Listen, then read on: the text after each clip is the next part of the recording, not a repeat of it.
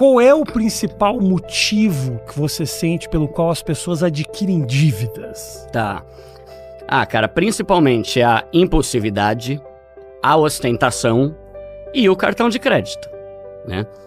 Porque eu falo assim, Rafinha, o que é uma dívida? Não é comprar muita coisa. Dívida é parcelar muita coisa. Porque assim, se você ganha 10 mil e você gasta seus 10 mil comprando tudo à vista, você não é um endividado. Você é uma pessoa consumista. Você tá torrando e não tá pensando no teu futuro, mas você não tá endividado. Sim. Agora, a dívida é o resultado de um parcelamento. O que é uma dívida? Tudo aquilo que eu compro e não paguei. Pode ser um copo d'água, pode ser um livro, pode ser um celular, pode ser o que for. Então, se você é uma pessoa que tem dificuldade com autocontrole, gasta muito, ok. Ok não, né? Não é bom. Sim, tem que ter um equilíbrio, né? Mas a partir do momento que você fica parcelando tudo, você começa a se ferrar. E o cartão de crédito, querendo ou não, é o maior culpado nisso. A culpa não é do cartão de crédito. É óbvio que é da pessoa. Mas o cartão de crédito, ele possibilita você ficar comprando coisas mesmo sem ter o dinheiro. E quando você compra coisas sem ter o dinheiro, você está fazendo dívida.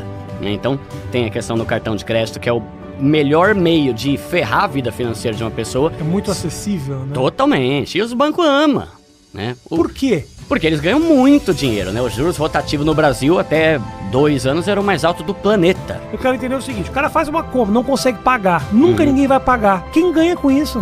Como é que funciona isso? Cara, é que os juros são tão altos que o banco... Por que o juro é alto? Porque o Brasil tem uma galera caloteira. Tá. Coisa que em outros países não é assim. Por isso que os juros do cartão de outros lugares são mais baixos. O Brasil tem juros altíssimos porque se sabe que muitos brasileiros não vão pagar.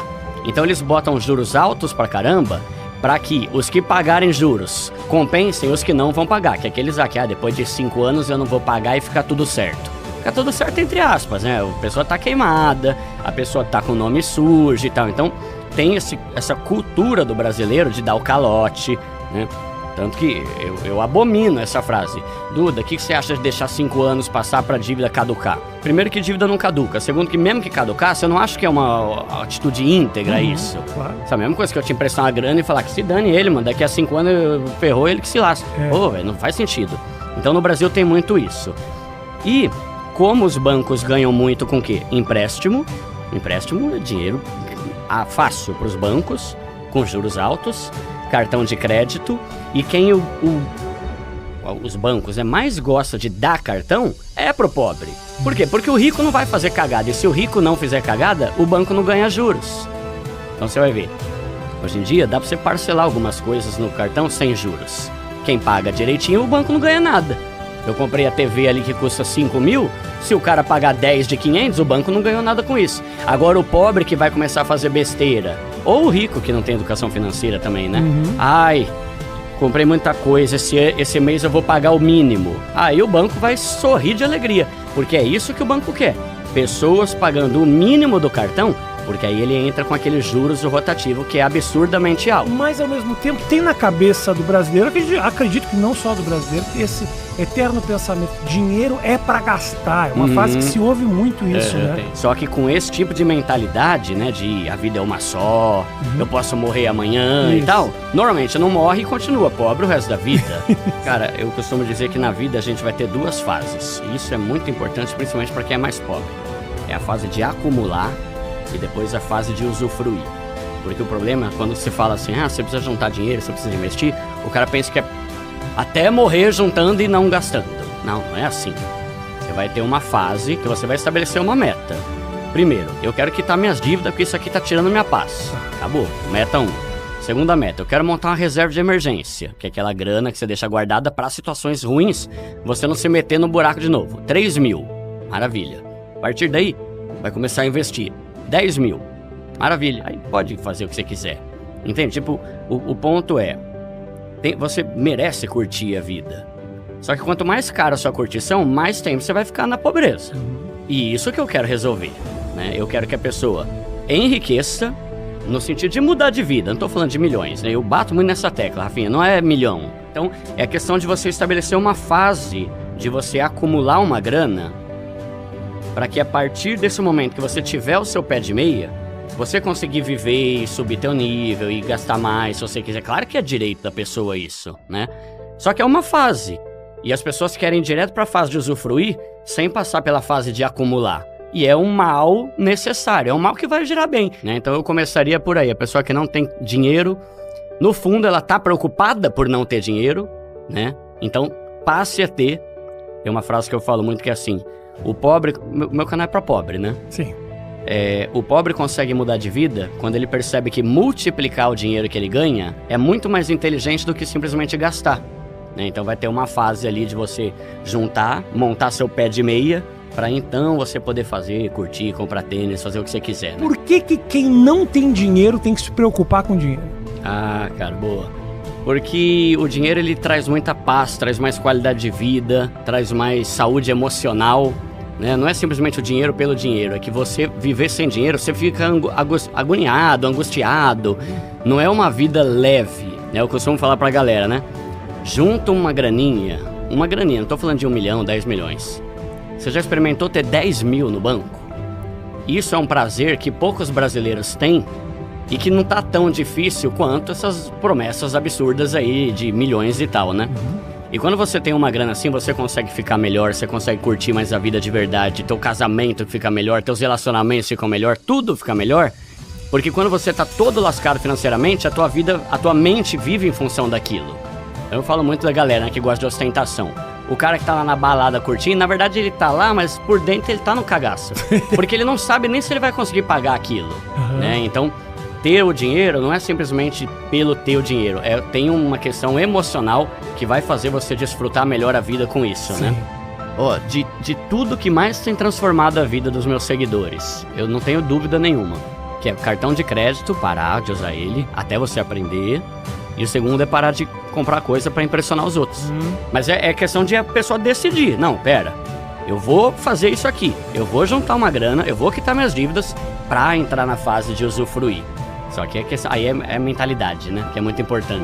O brasileiro, ele é um bom investidor ou não? Tá Investe mudando. bem o dinheiro? Porque assim, o que mais se fala... Educação financeira hoje é um assunto, né, cara? Por causa do YouTube.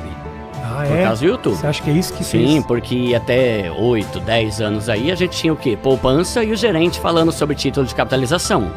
O YouTube é uma maravilha. Previdência, sim, consórcio, COI.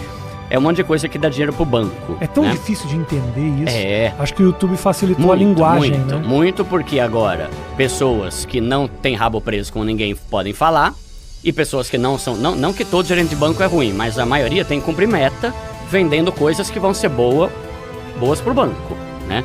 Então, com o YouTube, a gente democratizou o conhecimento sobre educação financeira. Só que o brasileiro ainda não é um investidor, comparado com os Estados Unidos, assim, é muito pouco, porque ainda tem uma cultura muito forte da ostentação aqui. E aí a pessoa não quer investir, ela quer curtir hoje, ver clipe de funk, ver aqui os caras com colarzão, carrão, o cara quer ter o carrão e tal. Ele quer ter alguns bens que vão fazer ele parecer rico, só que no fundo ele continua sendo pobre, né? Então a cultura da ostentação e de você provar que você é bom pelo que você tem e não pelo que você é, que ferra o brasileiro. Tigrinho dá mais resultado do que bolsa de valor. Tem mais gente investindo em plataformas de sorte, azar, essas coisas, do que na bolsa. Então ainda tem muito uma questão de mentalidade, e por isso que no meu canal eu falo mais sobre mudança de mentalidade do que de investimento propriamente dito. Eu falo também de CDB, essas coisas, mas o que eu falo é, se você não deixar de ser burro, mano, você vai se ferrar a vida inteira, né? Então, e aí eu falo com esse linguajar pra dar um choque de realidade mesmo, sabe? Não é tipo, não, eu falo, mas você é burro, cara, você tá jogando teu dinheiro no lixo, mano, pelo amor de Deus, né? Aí a pessoa meio que dá um choque de realidade, ela começa a entender que tem formas mais inteligentes de gastar o dinheiro. Tá melhorando o número de investidores, mas ainda não é as mil maravilhas, né? O que acontece é que o investimento, ele tem que ser uma coisa constante, regular, todo mês uma parte. Não tem como ninguém ficar rico sem investir um pouco do que ganha todo mês. Tá. Né? A não ser que já nasceu rico, é herdeiro, caramba. Mas o pobre... Porque o que acontece? A gente é rico pelo tanto de dinheiro que a gente tem investido, não pelo relógio ou pelo tênis que a gente usa. Sim. Tanto que se você for ver, numa comunidade, tem 1 milhão de pobres lascados que não tem R$1 no banco e tem um Nike caro, né? Então o tênis, o relógio não faz de você um rico. O que faz de você um rico é uma pessoa que tem dinheiro investido.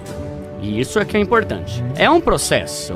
E à medida em que você vai investindo, você vai se empolgando, você vai vendo que funciona, você vai começando a sentir aquela paz de ter dinheiro e você começa a se empolgar mais com isso e menos com outras coisas. Eu recebo muito depoimento disso. Tipo falando, Duda, eu só gastava com roupa, com coisa. Quando eu descobri o prazer de investir e de começar a ter dinheiro, perdeu um pouco o encanto. Essa coisa de ter 12 pares de tênis, sabe? Essas coisas. Então, é uma coisa que você vai ter que ser constante, disciplinado. Não invista o que sobra, invista uma parte do que você ganha. Se 10% que você pode, é 10%. É 5%. Ah, é 200 reais? É 200. Todo mês para você ver aquele negócio ir aumentando. E o mais importante é você estudar sobre investimento para entender como é que funciona isso, para não acabar achando que tigrinho é um investimento. Que coisas ruins que são oferecidas por aí são investimento, normalmente é pirâmide, plataforma fajuta e tal, né? Então estudar, aí vamos lá. O cara pode ter dinheiro na poupança? Ah, mas poupança é ruim. Melhor que nada. Se não fosse a porcaria da poupança, eu não teria juntado 100 mil. Então foi melhor do que nada. O seu foi na poupança? Tudo na poupança. Dos 18 anos até os 33, que foi quando eu casei. Foi demorado. Mas eu sempre falo que daqui a 20 anos você se orgulhe das decisões que você tomou hoje. O pessoal fala muito, mas se eu investir agora e tiver 100 mil daqui a 10 anos, 100 mil não vai valer a mesma coisa. Tudo bem, ser um pobre cagado vai ser pior do que você ter 100 mil, né? Então é melhor você ter 100 mil, por mais que a inflação corrompa um pouco esse valor, do que você chegar daqui a 100 anos e se arrepender de não ter começado hoje e ter pelo menos 100, 200, 300 mil lá na frente, né? Então, vai aos poucos. Aí com R$1.000, vale a pena a pessoa já investir. Vai dar pouco? Vai dar tipo ali R$10 por mês, mais ou menos, né? Arredondando aqui para 1% ao mês, né? Só que aí você vai aumentando. Vai chegar uma hora, caramba, tá rendendo 100 pau por mês, sem eu ter que fazer nada. Isso é renda passiva, né? E se você tá pensando em guardar um dinheirinho, ter ali uma economia, fazer um pequeno investimento, começar a cuidar de verdade do teu dinheiro, esse é o papo ideal para você.